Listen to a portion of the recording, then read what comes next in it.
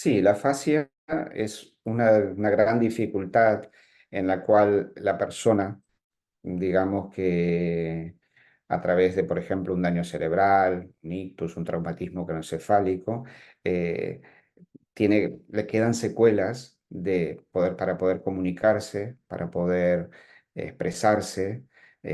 A veces se puede expresar, pero va muy lentificada, va muy lentamente. Y también puede la fascia, como la fascia, digamos, hay un contexto muy amplio para definir la fascia, porque hay diferentes tipos de afasia, ¿no? Entonces podemos decir que justamente te puede afectar la lectura, te puede afectar la escritura, te puede afectar el habla, te puede afectar muchas veces la comprensión y muchas veces te puede afectar las distintas áreas. Es decir, que puede afectar comprensión y lectura, a veces puede habla y comunicación y lectura,